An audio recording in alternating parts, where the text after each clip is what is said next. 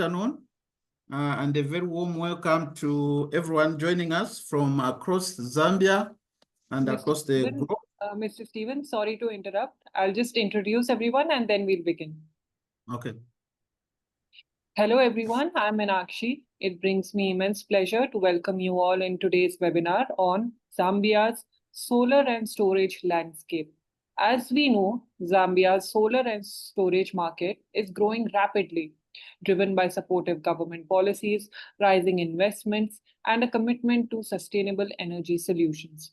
With technological advancements and innovative financing models, the country is strengthening its renewable energy sector and building resilience against hydropower disruptions and climate-induced energy challenges. In today's webinar, we explore the current state of Zambia's solar and energy storage industry, examine investment opportunities, and discuss key challenges and innovations shaping the sector. Before we begin, I'd like to thank our esteemed guest speakers and all our attendees for their valuable presence today. Your participation will make the discussion even more insightful and impactful. We encourage all the attendees to engage by posting their questions in the Q&A box, and our panelists will address those questions at the end of the panel discussion. We also take this opportunity to announce Solar Quarters Solar and Storage Zambia 2025 event happening on 10th October 2025 at Golden Peacock Hotel in Lusaka. This is a premier in-person industry gathering where key stakeholders will meet face-to-face to discuss Zambia's future of solar and storage sector. As you will see, it is a highly interactive physical event not to be missed. Now, I request my team to play the event video where the physical event will take place.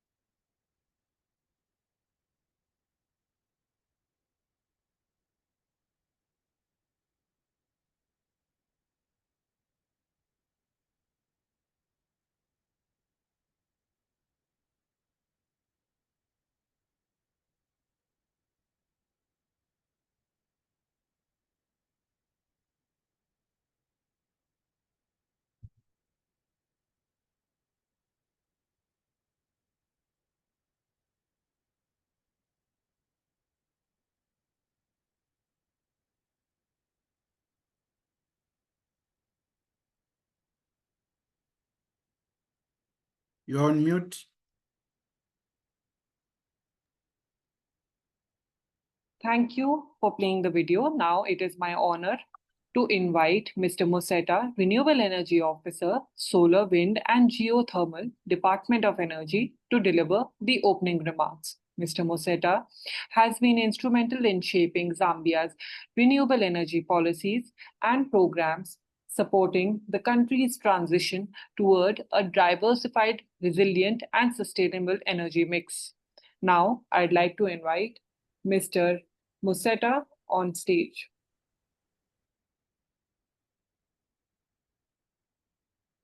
Good morning, everyone. Thank you for the introduction. I think on behalf of the Ministry of Energy, I'll just get straight into giving our opening remarks. Ladies and gentlemen, distinguished guests, on behalf of the Ministry of Energy, I am honored to welcome you to this important platform that is dedicated to advancing solar and storage solutions for Zambia and Africa at large. In recent years, Zambia has undertaken key reforms to accelerate renewable energy projects development and deployment, such as shortened licensing periods, light-handed regulation for projects up to 5 megawatts, the open access regime under the electricity subsector, and other reforms such as approval in principle for the environmental and social impact assessments. These measures have been aimed at unlocking investments, enabling competition, and laying the foundation for a resilient, diversified energy mix for the country. Today, during this webinar, which will, during this webinar, which will act as a launchpad to the Solar Energy and Storage Expo for 2025 in Zambia. As the Ministry of Energy, we envision and hope that this launch during this webinar and the panel discussions will not only act as a platform to engage into dialogue, but also a call to action for developers and all sector players within the energy sector. Let us all together move from dialogue to implementation, from commitments to real projects, and from concepts to impact on the ground. In this regard, the Ministry of Energy proudly supports the Solar and Storage Conference 2025, and we reaffirm our commitment to making it an annual flagship event, strengthening Zambia's role as a regional hub for clean energy. I thank you all. Thank you, Mr. Musetta, for these valuable insights. Now, before we begin our panel discussion session, let's start with a quick poll to learn more about the audience perspective. So I'm going to launch the poll, and everyone who has joined in the audience can select their answers, and the poll will show up on your screens as I speak. So our poll number 1 for the day is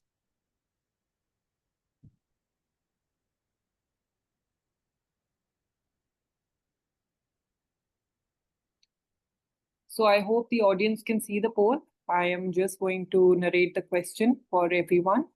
What should be Zambia's top priority to accelerate solar and storage adoption? We have 4 options, and the audience can begin to poll.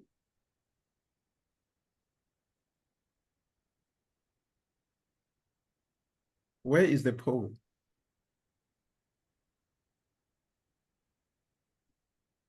So you should be able to see the poll. I have launched it from my end. We are also getting responses on the poll. I think on my side, I'm able to see the poll.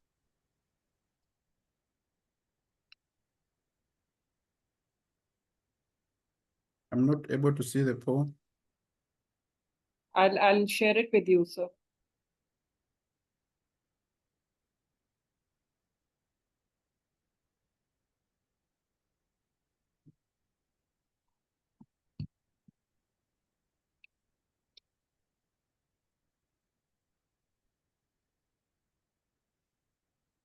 So this poll is visible to the audience.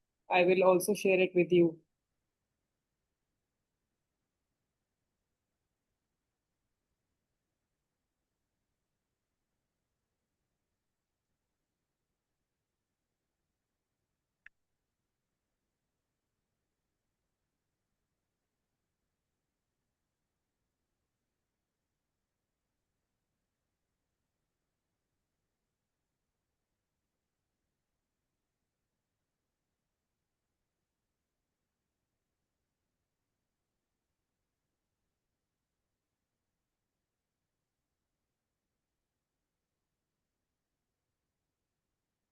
Mr. Musetta and Mr. Stephen, can you see a poll option on the bottom of your screens?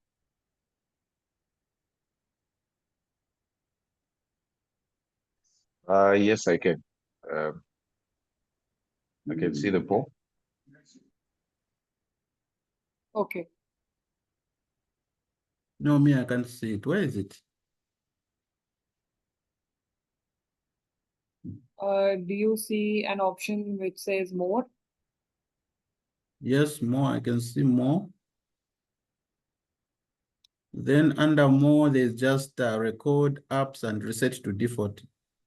All right, sir. I'll share it with you personally if you're unable to access it at the moment.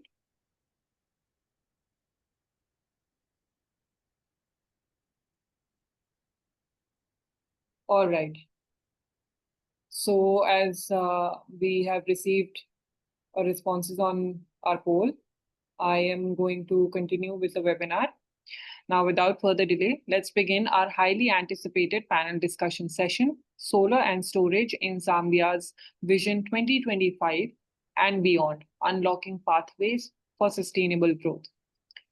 This session will address key questions, including how Zambia's solar industry built resilience for communities and businesses facing frequent hydropower disruptions, what government policies, incentives, and regulatory changes are most impactful, how investors are developing and developers are overcoming financial and technical and logistical barriers to scale up projects, and many more insightful questions. Now, it is my pleasure to introduce our esteemed panelists. In our panel, we have Mr. Museta from the Department of Energy, Mr. Gregory from Zambia Development Agency, Mr. Matanda from Solar Industry Association of Zambia, Ms. Susanna from Tisuka Group, and we will also be having Ms. Evelyn Gondo joining us later from JA Solar. The session moderator will be Dr. Stephen. He's a solar energy expert from the University of Zambia. Now, I'd like to hand over the panel discussion session to Dr. Mutin. So over to you. Thank you so much, Mikash. As she rightly spelled out, I'm Stephen Mdenda from the University of Zambia. There, I'm also the coordinator of the Solar Center Testing Lab. So welcome, colleagues, to this webinar. I'm going to be the moderator. Basically, this discussion will be based on, I will divide it into about 4 segments. One, we want to see the context first, and then we're going to move on to the policies and the barriers and what the future holds. But the first question, I'm going to throw it to Mrs. Chulu.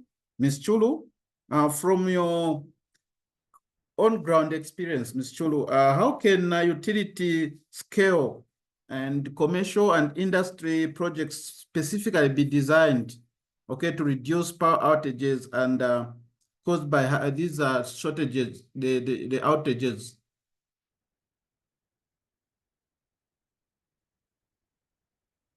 Hello, sir. Thank you for your question. So first of all, I think we need to focus on diversifying the energy mix. We've seen that we can't solely depend on hydro. We can't solely depend on solar. We should start to explore different types of energy sources. Wind, the biomass, the biogas now has become very popular. Even clean cooking, geothermal energy. If we can invest in these feasibility studies and look towards diversifying the energy mix, then we reduce over-dependence on what is now has caused this crisis. Secondly, we need to invest in renewable energy infrastructure. There needs to be more support for SMEs and IPPs to develop solar farms and other renewable energy projects to increase our capacity. Then we need to promote off-grid solar systems. It's not economically feasible to do, for example, grid extension everywhere. It's millions and millions of kwacha per kilometer of grid extension. We need to work towards decentralized systems such as mini-grids in order to solve the problem at a national level. And we'll be able to scale it easier that way instead of depending on the grid and putting so much stress on the grid infrastructure. And then we need to develop innovative financing models. The baseline of any project is financing. We have a lot of projects, we have a lot of good proposals, we have a lot of partners, we have a lot of technical expertise, but we need finance. We need more support. We need more financing models and innovative finance options in order for us to see these projects through. So, Mrs. Chulu, I think we're going to get there. Mr. Mwewa, what I want you to tell me, what role can these mini grids and rooftop solar play in providing continuous, reliable solar supply for local communities? What is needed to unlock this segment?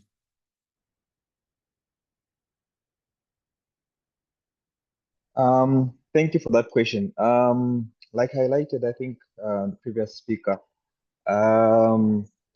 policy alignment, obviously regulation, and technical expertise. These are more like the brackets in which we need to look into. However, government has already done a lot in regards to regulation and policy, which I think has helped the sector so far to sort of advance in that area. But there are certain, obviously, issues that are still lingering around ensuring that we have development in these sort of off-grid areas. Some of the things I was speaking to is the business models that we use, because in the end, there's someone that needs to actually get back the money that they've invested in these technologies. And so business models around these mini grids, ensuring that we have returns on investment. I would also like to state that there are some models that have come into play where there is now what we call productive use of energy, where you set up a mini grid. That mini grid is not just only empowering a village, but also the energy that's being produced is used for things like water pumping, um, refrigeration, and other issues or other uses as well. So those are the kind of business models that we need to think of, and how also to empower the community so that they can actually make money and pay for the power that they are actually producing. So the private sector and government together needs to sort of come on the table and see what kind of business models that will help these businesses thrive. Remember, someone is investing in these technologies and they expect that that money can come back. We don't just need to sort of want or get what we call money or handouts where we're receiving and we're implementing these projects.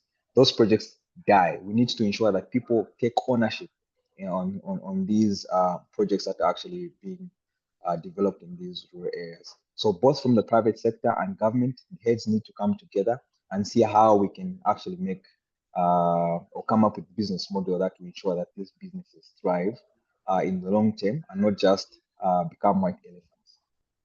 Thank you, sir. Yes, indeed, solutions are there, but we need an enabling environment through policy and also the financial models. I really wanted to get more on that, but maybe we'll get there. Mr. Gregory Mutumba, which specific policies or incentives have you seen to be most effective that the government has put in supporting this solar adoption in Zambia? Thank you very much for that question. Before I get to the question, I'll probably just talk about the role that ZDA plays, which is to facilitate and promote investment, business development, and trade. So amongst the sectors that we support, energy is one of those key priority sectors. That means that it comes with certain incentives enshrined in the ITBD Act, which is the Investment, Trade and Business Development Act. And under this act, there are incentives that are given to those investing in the energy sector. So we've got fiscal and non-fiscal incentives. So under fiscal incentives, investors are entitled to importation of machinery, plant, and equipment duty-free. The second one is on the income side, that is, investors are also entitled to accelerated depreciation up to 100% for a period of 5 years. So even the incentives that I talked about for zero rating equipment importation, machinery and plant also go for 5 years. So these are the general incentives that are offered in the ITBD Act that is under ZDA. Then in terms of policies, lately we've seen a lot of interest at ZDA from investors from all over the world that want to invest in the energy sector. And this has been largely driven by the current reforms that have taken place. Some of them were mentioned in the opening remarks, and this has to do with open access. We've seen a lot of projects that have come through. Most of the investors are now looking at supplying power to the end user without involving ZESCO. They will only go to ZESCO if they want to wield that power. So that has encouraged a lot of investors to express interest.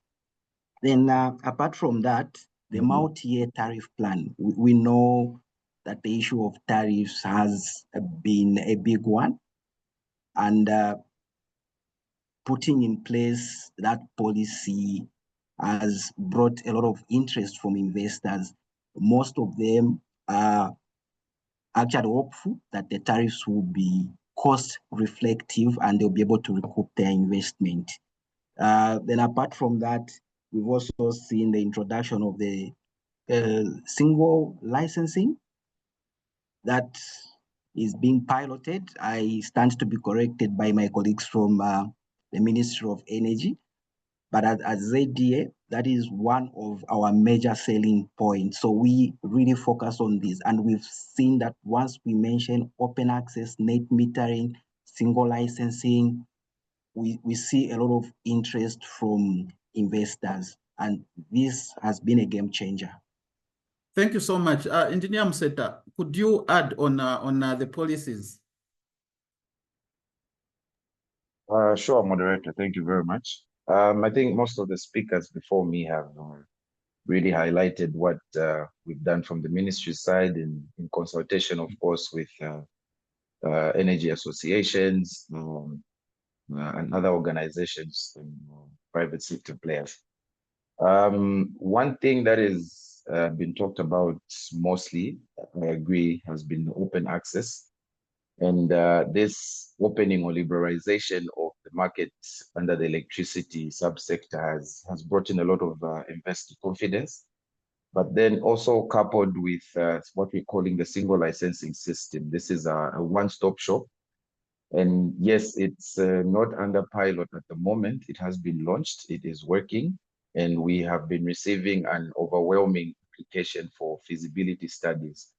So just to give some context, single licensing is a platform where when you apply for feasibility study rights, other organizations or regulatory firms under government, such as the Energy Regulation Board, ZEMA as well, are actually notified of this application. So we are able to interact with other regulatory bodies that are involved in the permitting and licensing of these projects, which has cut down the licensing time by many, many months. So we are able to approve certain projects with the right documentation being submitted and the right steps being taken. And one other thing is from policy is a consultative process. It isn't one and done. So even as we have put in these policies such as open access, single licensing, and also our colleagues from ZDA handling the incentives and making sure that the impact is felt by the sector, it's an ongoing process. It's something that we are currently looking at the results and also seeing how best we can amplify on these incentives and also policy directions. Thank you. Thank you so much. So we have seen these policies, open access, single licensing, and all these which have been mentioned here. Are they reaching the ground? Okay, so what is the feedback from the ground? Representative from the private industries and SIAs, could you tell us what could be the gaps from all this? What are the hurdles, the regulatory gaps? Okay, thank you for that question. So from the private sector, we've noted obviously that the announcing of these policies is a game changer and has actually sort of open the market. But one thing really that's really is a hurdle on the ground is, for example, open access, right? Open access really involves a lot. And I think what needs to be done, or what was needed to be done, was to ensure that a lot of awareness in regards to how this policy works is sort of explained to the players on the ground.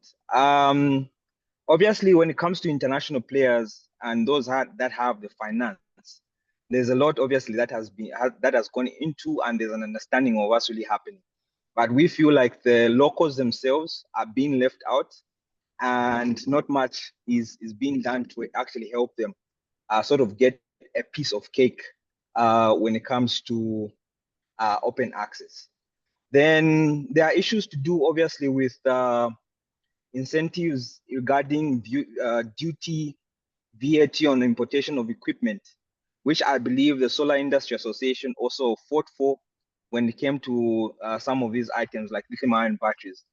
However, it's also sad to note that we've had issues on the borders. For example, importing certain equipment where we have ZRA not really understanding the HS codes that have been used to actually have these things have duty and VAT removed. So there's that knowledge gap. Also from the Solar Industry Association side, we've tried to actually come up with a customs handbook that will guide some of these officers on the borders. So in that regard, there's that hurdle. Then when it comes to investment, obviously access to finance is one thing that has really been a bottleneck. Even though policies are there and regulation is there, finance has been really been a bottleneck. Our local financing institutions, not all of them are really on board. Yes, we've seen a number, obviously, talking about renewable energy, but if you really get to the root, you'll find that most of them actually don't even understand the technology itself and how to actually tackle some of the risks that are involved. So there's that issue that really needs to be dealt with. I'm sure you've heard the president over and over announcing on how banks and financiers can come on board to ensure that we get these projects to the cross line. So those are some of the things that we are actually sort of facing, and we're hoping that in the next few months or years, these bottlenecks will be removed so that we can see more projects come on board. Thank you very much. Thank you. That's good. Ms. Chulu, on financing models, what is working at the moment? The first mini grids that were erected many years ago, we did some academic study where we actually found that most of them, they were not sustainable. But after some changes in policies, and we see a lot of players coming in, and we're seeing, companies are making it. What structural changes in terms of business models have happened?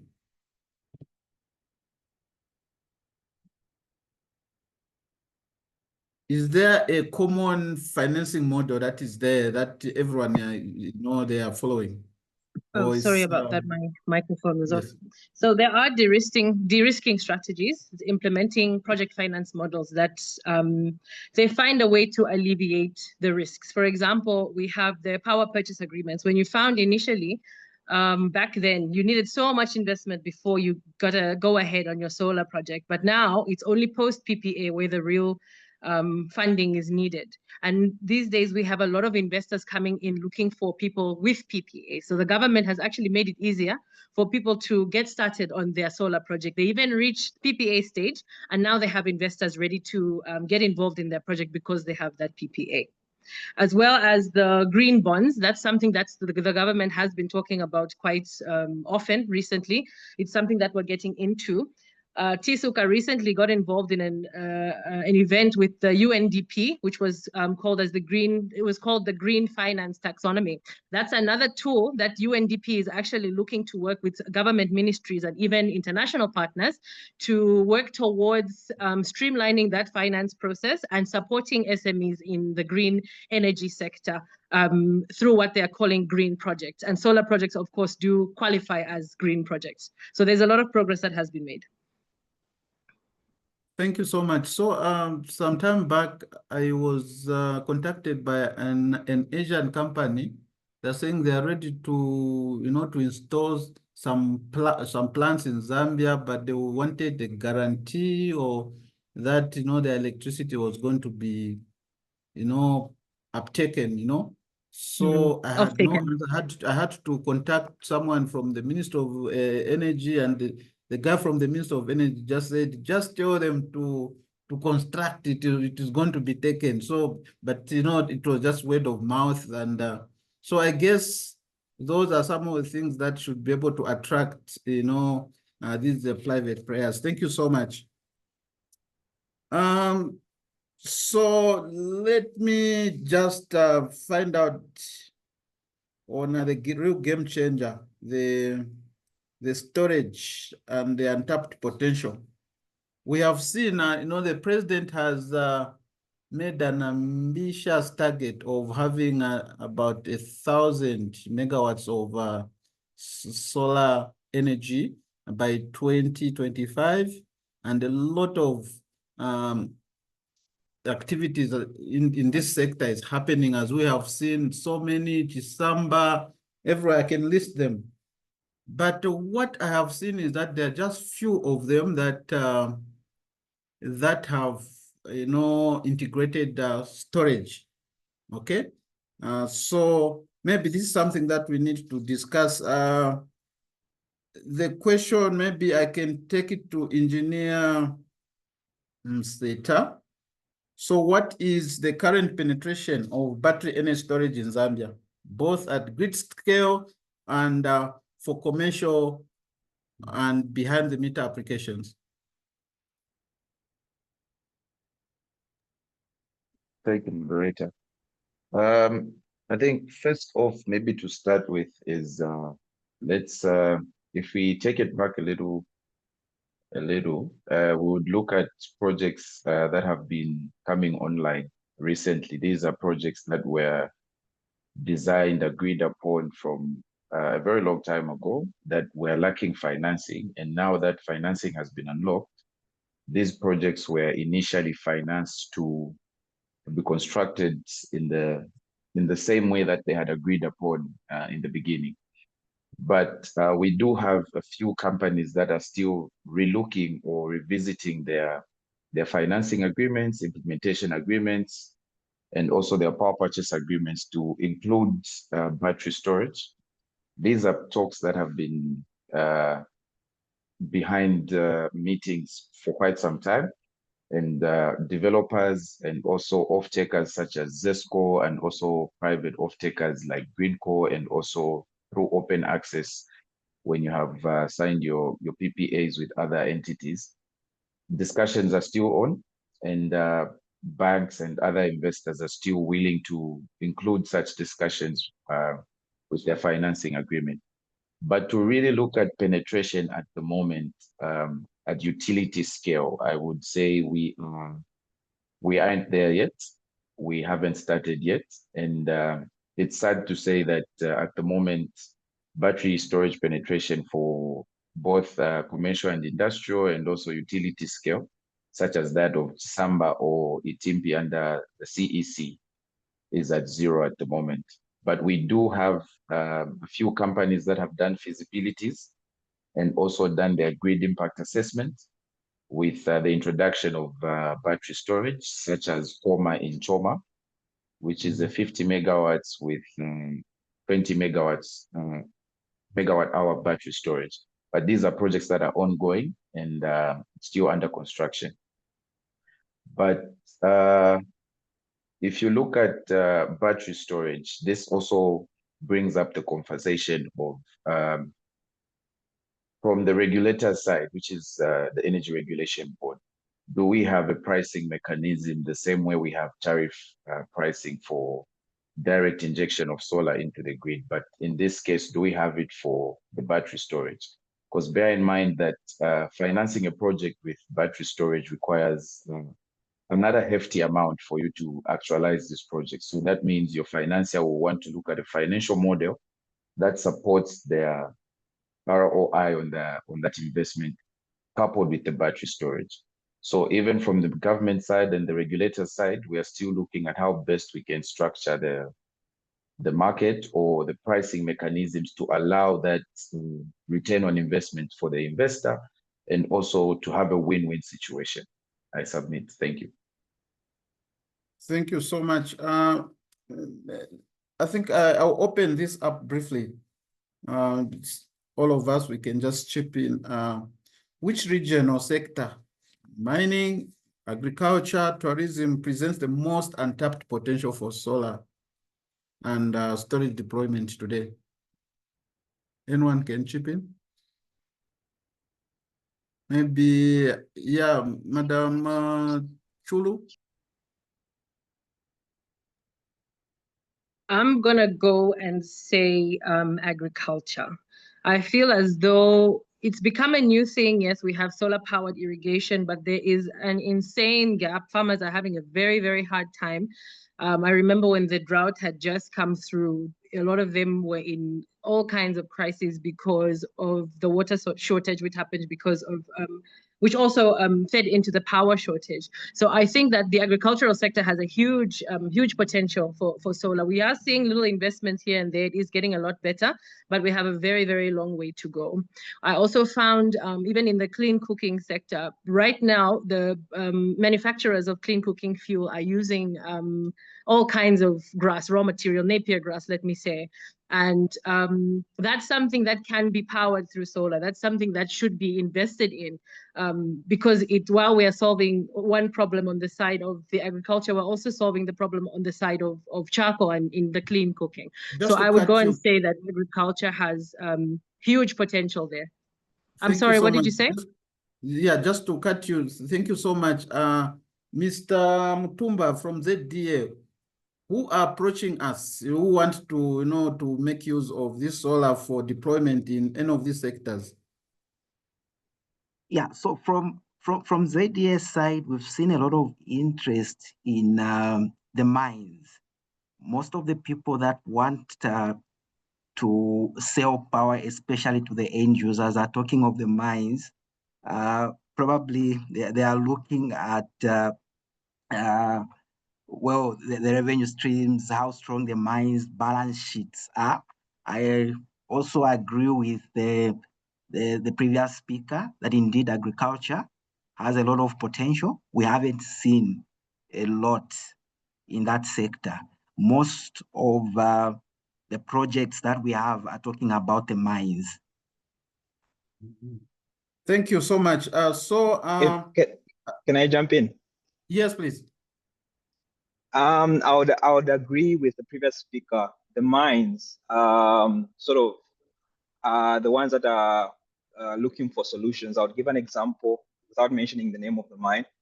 We have a mine that's looking to invest in a battery storage, more than 40 megawatt hour of battery storage, because of certain issues that they're having with the supply of power in regards to demand charges.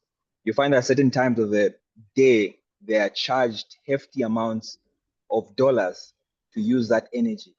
And so the mines are looking at that as a solution where they can actually have these batteries in their power supply.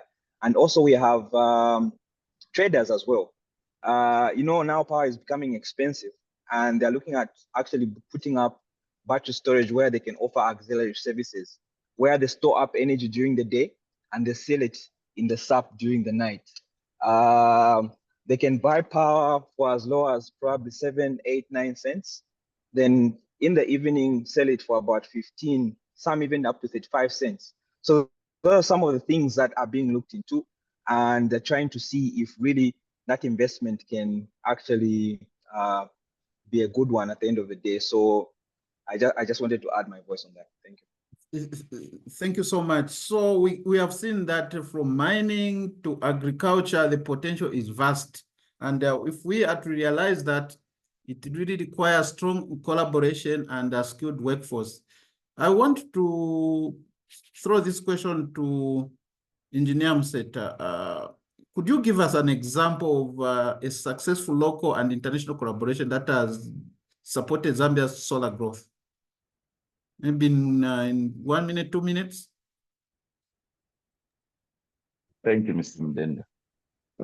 I think we have seen quite a number of projects that have come on board with international partners.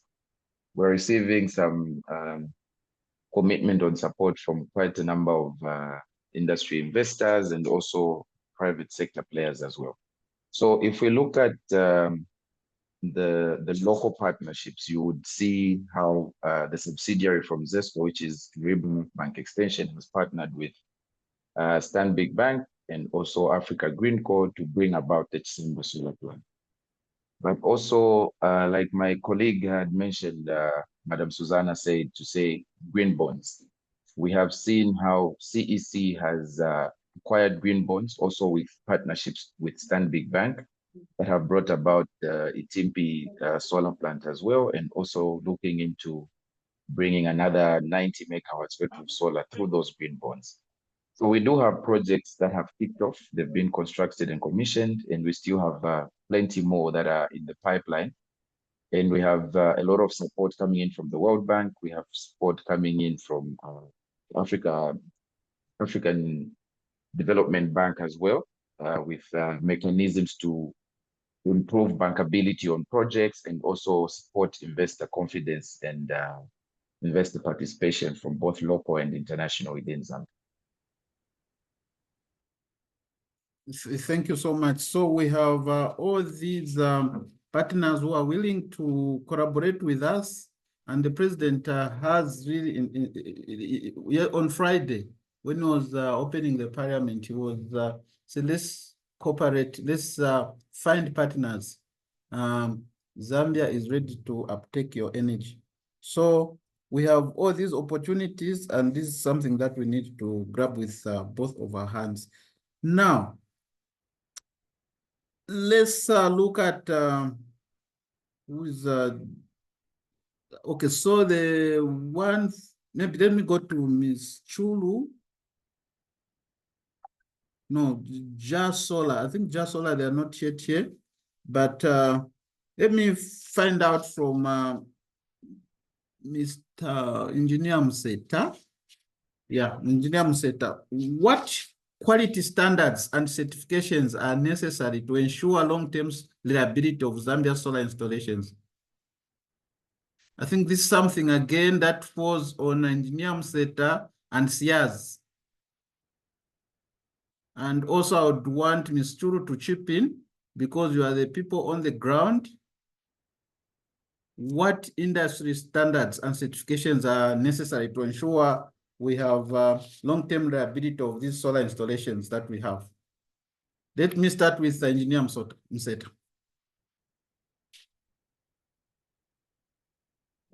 I think you are muted.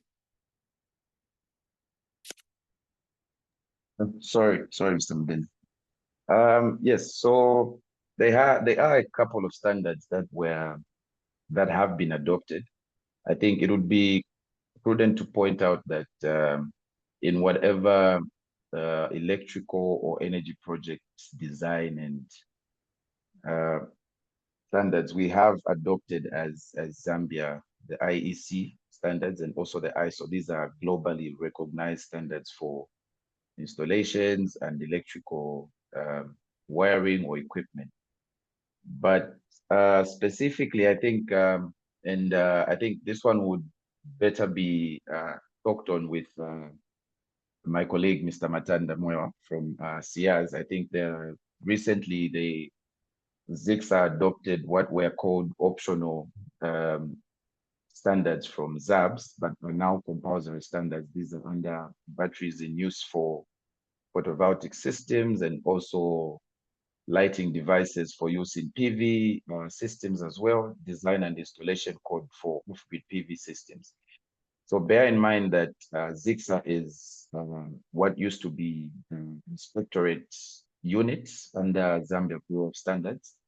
So ZICSA is the Zambia Compulsory Standards Agency. So all the standards that are adopted under ZICSA are enforced by law and our law, which are trying to help curb the substandard goods that will actually not promote the sustainability or sustainable adoption of renewable energy projects. I think from my side, that's my contribution, but I think my president from SIAS might have a bit more detail to add to that. Thank you. Mr. Samuel, you can please chip in. Sure, sir. So like my engineer has alluded to, the standards that really Zambia uses, obviously, or has adopted are the IEC standards, the UL standards in regards to equipment that's being brought into the country, as well as some of the technical issues or installations that are being followed. However, it's also sad to note that we've not done much in that regard. Like the previous standards, obviously, that were mentioned earlier, you find that these standards were actually non-compulsory and were actually formed about 10 years ago. So all this while they were running, really not being compulsory. However, through the Solar Industry Association with other partners, we managed to push governments to actually adopt that. But then if you adopt those standards now, meaning that the 10 years lacking. So what now is being done is that we're working in conjunction with Energy Regulation Board, we're working with Zambia Bureau of Standards, we're working with ZICSA as well, just to ensure that the industry is up to date in regards to whatever is happening in the sector. I'm sure we are familiar and aware that solar is a very fast kind of developing technology. And every now and then there are new techs that are coming on board. For example, batteries. We've moved from lead acid. We're now doing lithium ions, and in lithium ion batteries now we're adopting AI. There are all these communication facilities or equipment that are being embedded, the innovators as well. So we are working with the government arms mentioned just to ensure that standards are adopted. Right now, I'm glad to say we are working on a draft for lithium ion batteries, and this is being spearheaded by ERB and ZAPS. We've actually added our comments just to ensure that we see what are the best practices on the market in regards to lithium-ion batteries. And so the private sector, government are trying by all means to ensure that we are aligned in that area.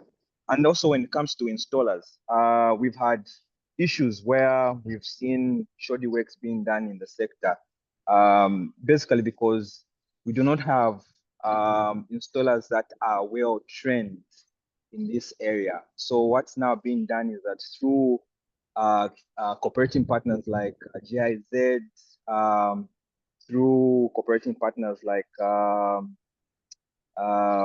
the name has gone, but there are few cooperating partners that are working behind the scenes to ensure that we work with the likes of TEVET, where we have short courses for installers or people that would want to have skills in this area, just to install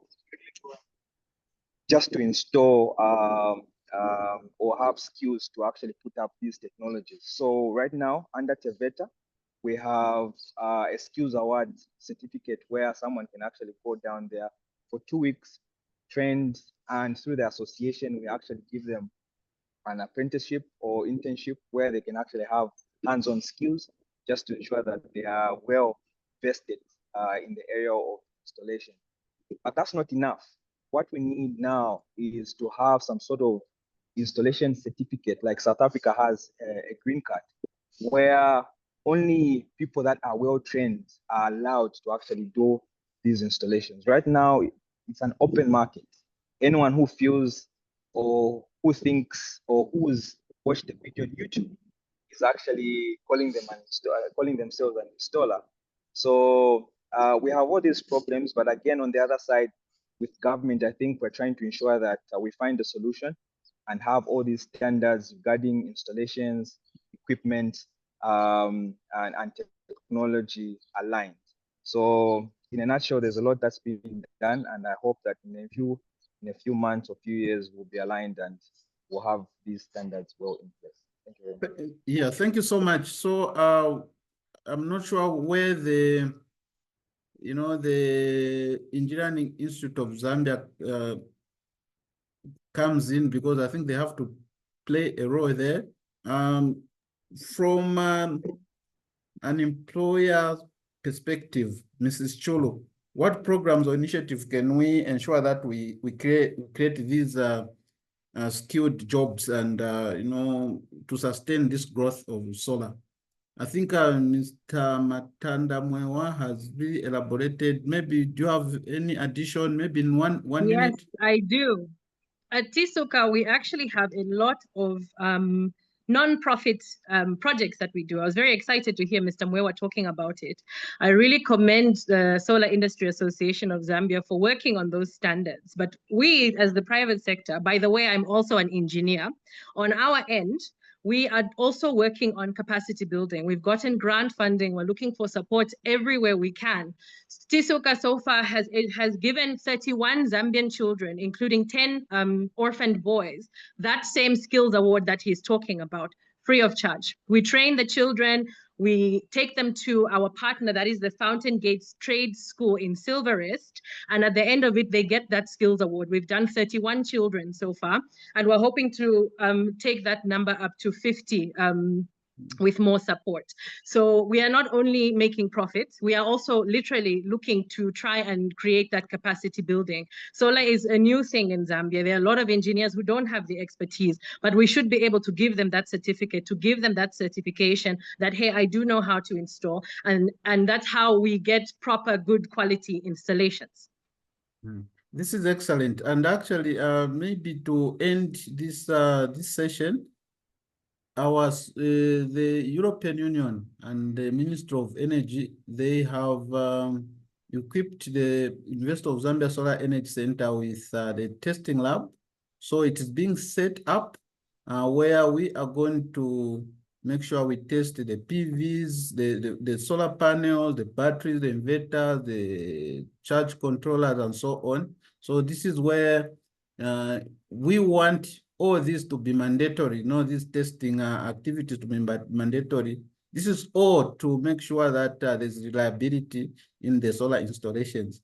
I think let's take this, wherever we go, that there will be a center at the University of Zambia that will be all to do with quality assurance in this sector. So now we are going to, thank you so much. We're going to go, we'll take the closing remarks. Then after that, we'll do question and answers.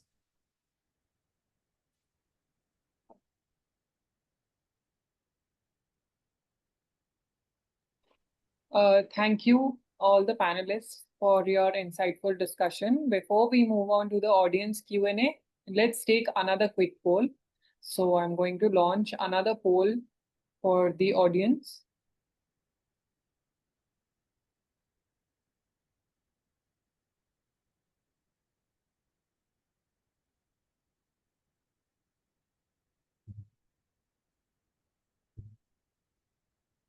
I request my team if they can launch the poll.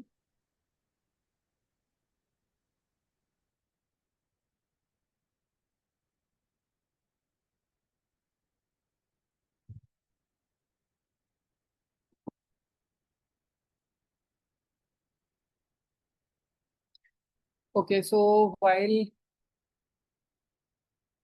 we are launching the poll, I will request my team to present questions by the audience so that our speakers can answer them. So we are going to request for questions from our live audience. Yes.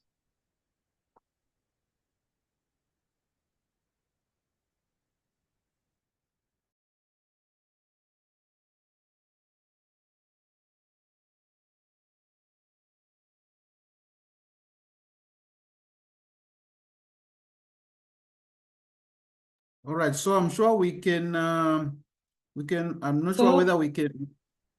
Mr. Stephen, we'll just take the closing remarks from all our panelists, and we will share the audience poll results with everyone shortly. So we'll take everyone's closing remarks and wrap up the webinar for today.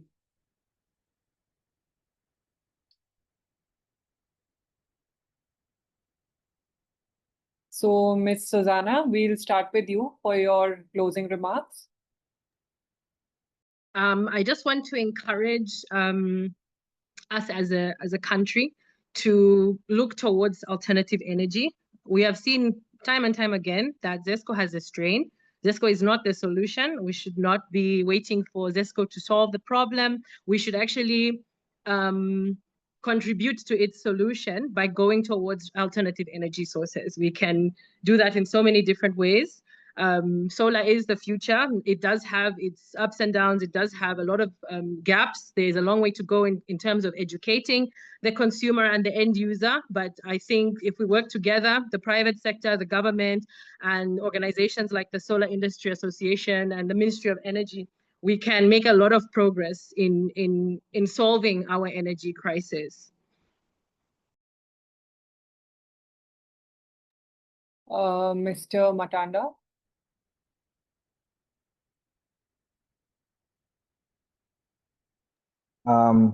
Thank you very much. On behalf of the Solar Industry Association, we would like to thank Solar Qatar for according us this opportunity to share our insights, our knowledge, and also like to thank the presence of every contributor on this platform. As an industry, I think we have before us both an opportunity and the responsibility in this sector. An opportunity, obviously, to harness solar and storage technologies to expand access, strengthen reliability, and unlock economic growth. I feel that's a responsibility for everyone, a responsibility to ensure that this growth translates into jobs, skills that we've talked about, and lasting benefits for our people. As SIAS, our commitment is clear: to champion quality, to encourage investment, and to develop local capacity so that Zambia is not only a consumer for green energy, but a leader and an innovator in the space. So let us grow forward and let us carry as a conviction that we work whilst we're doing this work, empowering homes, industries, villages, schools, clinics. And for that, thank you all. Thank you. And may we, yeah, thank you very much. And we'll take our closing remarks from Mr. Musetta, followed by Mr. Gregory.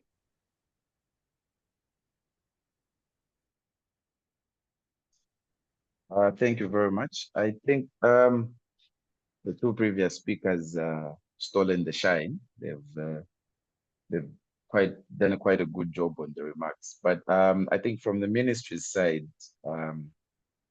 we have adopted an open door policy for both other government entities, such as other ministries, and also from the private sector. You're more than welcome to engage with us.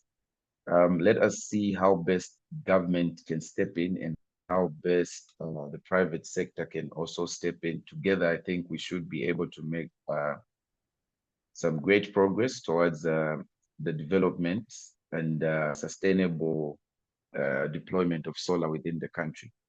I'd also like to thank everybody in charge of organizing this webinar, First View Media Ventures, and also Solar Koti for the invite. The ministry stands ready to support any initiatives and support all aspects of renewable energy development within Zambia. And also, I think on behalf of the ministry, I would like to say that we applaud the private sector for all the great works that they've done, especially such as the Super giving back to the communities. I also like to send our regards and appreciation to the solar industry as well. Your works are not going unnoticed. And I think, I'm sure my president knows that we do have a meeting regarding the lithium iron phosphate standards next week. And we look forward to seeing all the comments and the input that has come in from the industry as well. Thank you very much. Thank you, Mr. Musetta. Mr. Gregory. I just want to say thank you for according the ZDA an opportunity to be part of this webinar. The other thing I would like to say is to just assure IPPs out there that ZDA stands ready to support them. Our role is to facilitate investments in Zambia. We like to say that we are friends of investors. So please come through to ZDA. We'll be able to explain to you the incentives that you are entitled to if you want to invest in this sector. And to those that may be going through challenges, please come through as well. Our job is to try and unlock all the challenges that investors are going through. Thank you. Thank you so much. And once again, for the audience, if you have any questions, you can write to us. Our contacts are available on the event website as well, and we will answer you. If you have any questions, our expert speakers here will also answer them. As we conclude today's webinar, I would like to thank our audience members and panelists for a very interactive and engaging discussion. A special thanks to Dr. Stephen for expertly moderating the panel and bringing out valuable insights. Before we close, may I request my team to play the event video again, highlighting the excitement awaiting you at the physical Solar and Storage Zambia 2025 event happening on the 10th of October at Golden Peacock Hotel in Lusaka, an event you wouldn't want to miss.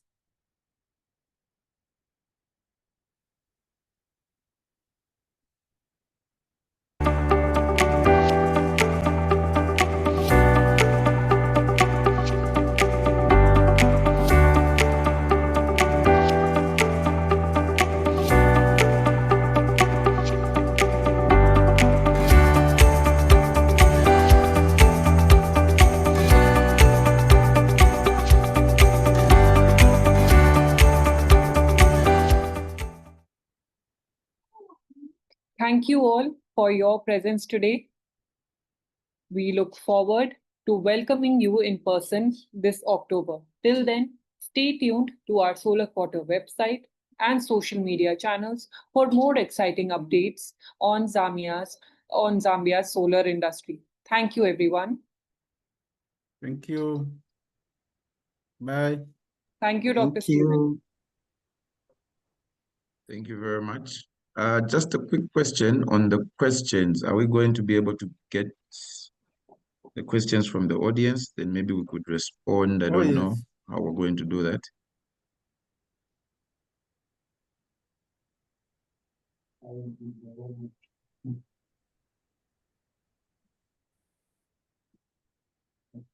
Do we have any questions on the, yeah, so there's a question here. My name is Joseph Kapalu, third-year student at Copperbelt University, pursuing bachelor's degree in bioenergy science, renewable energy. I'm required to do a 3-month student internship program to gain experience in relation to the field of study. Is there any open opportunities?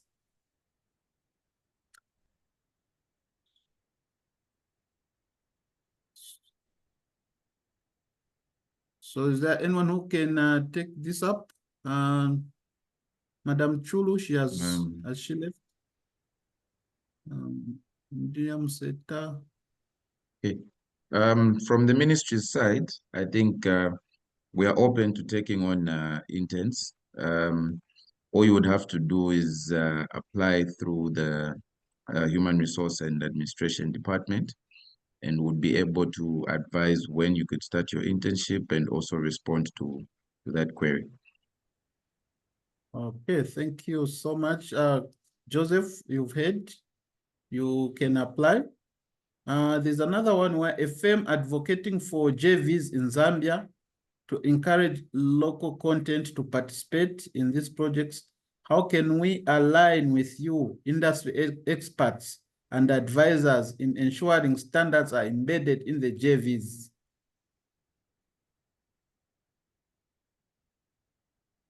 Are you able to take this one, Engineer Mwewa? Sorry, I missed the question. Can you please repeat the question? We are a firm advocating for JVs, joint ventures in Zambia, to encourage local content to participate in these projects. How can we align with you industry experts and advisors in ensuring standards are embedded in these JVs? Okay. I think the sector, the Solar Industry Association has the office where they can actually reach us and they can tell us exactly where and which area of help they'll need. In terms of standards, I believe all consultants that are on projects do put in these standards and requirements. And so it's up to the project to really ask for those. On our end, we can only help and point in the right direction. But in regards of the sector, we're pushing, obviously through the Ministry of Energy, to ensure that at least our area is protected in terms of the quality of projects as well as equipment that's coming to the country. So I think in a nutshell, that's what I would say. Thank you. Thank you. Do we have any other question? Any question? Maybe as we wait, if there'll be any question, I just had this one. Anyone can pick it. What is one thing that needs to happen in the next 12 months to make solar and storage a resounding success? Engineer Mseta, what should happen? Thank you, Mr. Mdenda. I think on that one, I think like we said, I think in my remarks, I mentioned to say, let us have dialogue, let us have the discussions, but let us move to implementation. And I think for us to move to implementation, we need to be able to iron out the hurdles. I think the speakers have all mentioned that despite the efforts being made, we can still do more. Like I said, policy from our side is a consultative process. It's not one and done. So, I mean, I think the main goal towards getting to a point where we can see battery storage on the grid is through collaborations, through partnerships, supporting each other, working together. I think that is the only way we'll be able to advise the sector and for the sector to adopt, and also for the investor to be confident enough that as a country, we are able to support what we are selling out there as our pitch in investments. And I think also just to mention that I think partnerships shouldn't end just between two parties or so. I think partnerships can be from the private sector. We can have the public sector as well. Let us have everybody being part of the initiatives and the transformation process.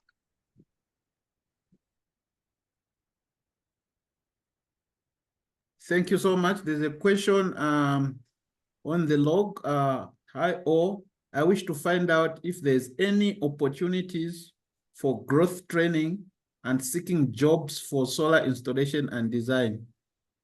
I think this is something that also can be taken up by SIAS. I think, do you have somewhere where people can find the opportunities on your website? Mr. Mwewa?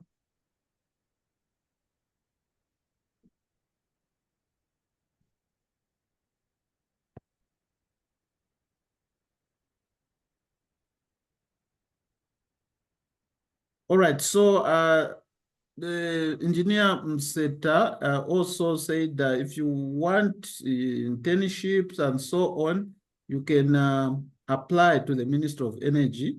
If normally there are usually some openings there. So if you are lucky, you can get something. But also, I think it would be good to also contact the SIAZ, Solar Industry Association of Zambia. They have a database of many players, okay? Many industries, they are subscribed to them, and they are members. So there could be opportunities from there. I Okay, think there's so another question also from Henry Bwali. I don't know if it's been attended to. from who? Henry Bwali. No, I don't think so. I'm not so. Yes. Yeah, Henry Ward, I haven't seen it. It's on question I and think it's on answer. the Q&A. There's a dialogue. Oh, there's Q&A. Okay, yes. From a Yes. non-expert's perspective in Zambia, beyond policy, what are the primary market mechanisms or incentives that could accelerate the adoption of solar energy in both urban and rural areas? I think I can attend to that. Yes, please. I mentioned earlier about the incentive structure that is under the ZDA. This sector is well catered for. I mentioned that equipment, machinery, and plant comes in duty free. It's zero rated. Then apart from that, you are allowed to also depreciate that equipment, machinery, and plant at 100%. For those that are setting up solar plants, the equipment that you use up to the time that it becomes operational, everything that is consumed, it's actually duty free. So we've got a very good incentive structure in place. But obviously, as my colleagues mentioned, there are a lot of changes that are taking place and a lot of reforms are still coming. But currently, that's what we have, and it's very supportive, and it applies both in the urban and in the rural areas. So those incentive structures apply across the board.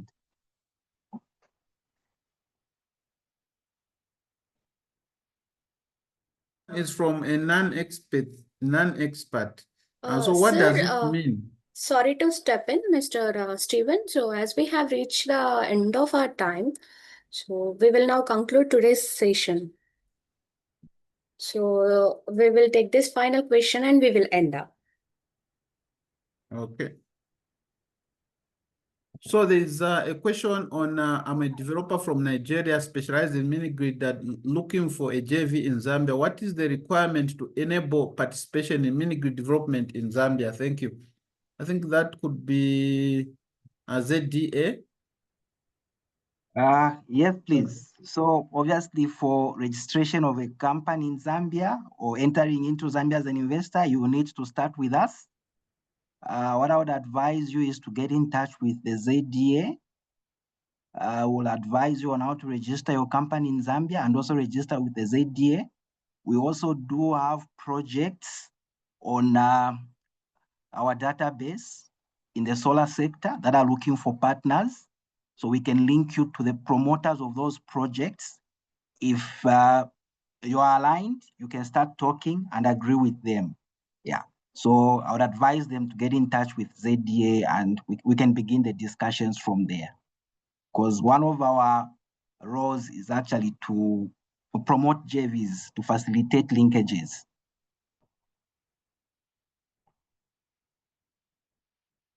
Yeah, I think just to add to that from Mr. Gregory as well. I think from the ministry side, we also do have a few players in the industry that are looking for joint ventures. It might be through partnerships, equity, you name it. And I think, like he has said, approach ZDA, and they will also be engaging with us, and then we can best see the best solution for a win-win situation within that joint venture.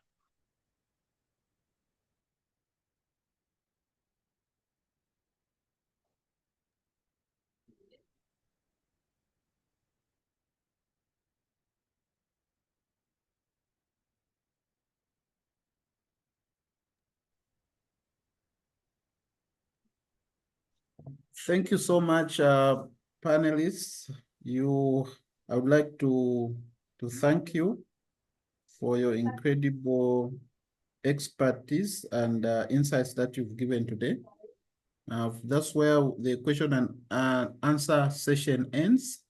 And this is where I put my tools down and over to you. Is it Palab or Ajisri? Thank you so much, sir.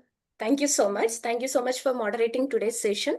So thank you everyone for joining today's session. So as you have received the information about the physical event, we are looking forward to meeting you there. Thank you. Thank you. Bye.